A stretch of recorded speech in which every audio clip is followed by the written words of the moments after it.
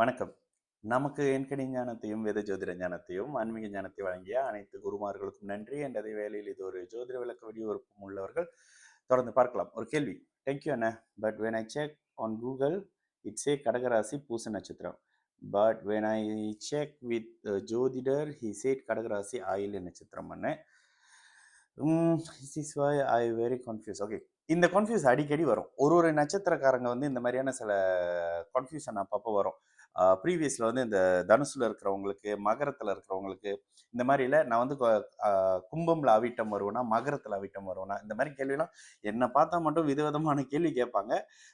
But அதுக்கு எனக்கிட்ட விளக்கம் இருக்கும். எனக்கு தெரியலன்னா தெரியலன்னு சொல்லியிருக்கேன். நிறைய பேர் எனக்கு அதெல்லாம் தெரியாதுங்க அப்படின்னு சொல்கிறேன் கன்சல்டேஷனில். இந்த இடத்துல உங்களுக்கு வந்து நீங்கள் கடகராசியில் இருக்கிறீங்க, நீங்க பூச நட்சத்திரமானு தெரியல, நீங்க புனர்பூசமானு தெரியல, நீங்க ஆயிலியமா தெரியல. ஏன்னா நேத்து மறுபடியும் போஸ்ட் பண்ணியிருந்த அது வந்து ஆக்சுவலி இந்த பழைய வீடியோ என்னத்துக்கு இதை திரும்ப திரும்ப அட்மின் வந்து போஸ்ட் பண்ணிக்கிட்டே இருக்கிறாங்க அப்படின்னாக்கா, ஆல்ரெடி உங்களை அலர்ட் பண்ணிட்டேங்க. திரும்ப வந்து இந்த மாதிரி சொல்லல, அவங்க சொல்லு கேட்கக்கூடாது அப்படின்றது மாதிரியான ஒரு விஷயம் தான். இதுல சில புலம்பலும் வருது. அது வந்து தானே ஆகணும். நம்ம இருக்கிறது இந்தியன் கம்யூனிட்டியில. ஓகே. இந்த இடத்துல உங்களுக்கு ஒரு இவர் என்ன சொல்றாருனாக்கா, கூகுள்ல செக் பண்ணா பூசம்னு வருது, ஜோதிடர் சொல்லும்போது இதுன்னு வருது, என்னது ஆயில்யம்னு வருது. பெரிய அளவுக்கு பார்த்தீங்கன்னா, நீங்க வந்து சாஃப்ட்வேர்ல யூஸ் பண்ணும்பொழுது துல்லியமாகவே இருக்கும். டிகிரி அமைப்பெல்லாம் சாஃப்ட்வேர்ல தாங்க துல்லியமா இருக்கும். அதுக்கு அவர் தப்பு அப்படிலாம் நான் சொல்லல. சிஸ்டம் பொய் சொல்லாது அப்படின்னு சொல்றேன். ஓகேங்களா? அதாவது மிக துல்லியமான அமைப்புகள்ல பார்த்தீங்கன்னா, சில நேரங்கள்ல கடகத்துல, பூசத்துல 4ஆம் பாதமா, இல்ல ஆயில்யத்துல 1ஆம் பாதமா இந்த கன்ஃப்யூஸ் வரும்.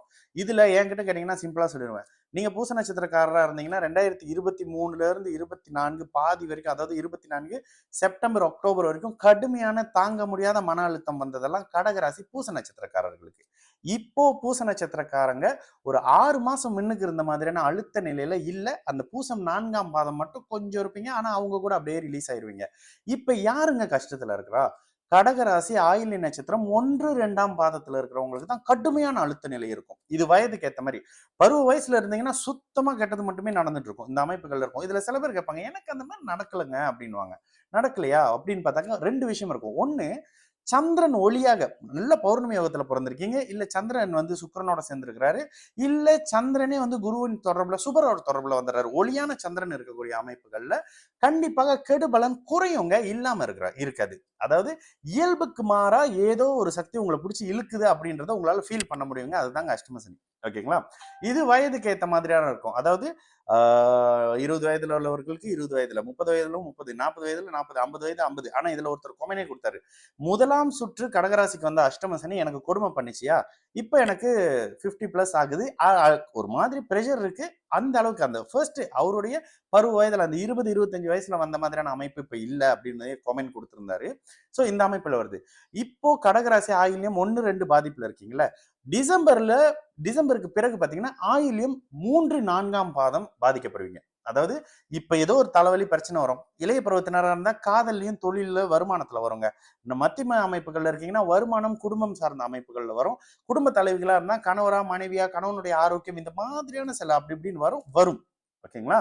சிலர் குழந்தை எதிர்பார்த்துக்கிட்டு இருப்பீங்க. சரியா இந்த அமைப்புகள்ல கல்யாணம் அப்படி இப்படின்னு பண்ணிட்டு குழந்தை அமைப்பு இருக்காது. இல்லைன்னா திருமணமே சில இடங்கள்ல கேள்விக்குரிய அமைப்புகள்ல இருக்கும். உடைச்சு உண்மையை காட்டிடுவாருங்க.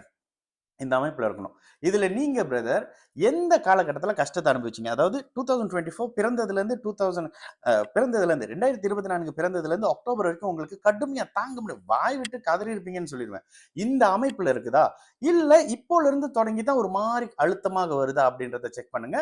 கடகராசி பூச நட்சத்திரமா இருந்தீங்கன்னாக்கா 2024 பிறந்ததுல இருந்து அழுத்த நிலை அப்படி இப்படின்ற மாதிரி பிரச்சனை வந்து அக்டோபரோட ஸ்டாப் ஆயிட்டு ஆயிலி நட்சத்திரமாக இருந்தா அக்டோபருக்கு பிறகுதான் அழுத்தம் அப்படி இப்படின்ற ப்ரெஷர் உங்களுக்கே தெரியும். ஒரு இன்செக்யூர் ஃபீல்ல இருப்பீங்க, ஒரு பதட்டம் பயம் இருந்துட்டே இருக்கும், எந்த நேரத்துல எதுனா நடக்க போகுது அப்படின்ற மாதிரியான சில அமைப்பு.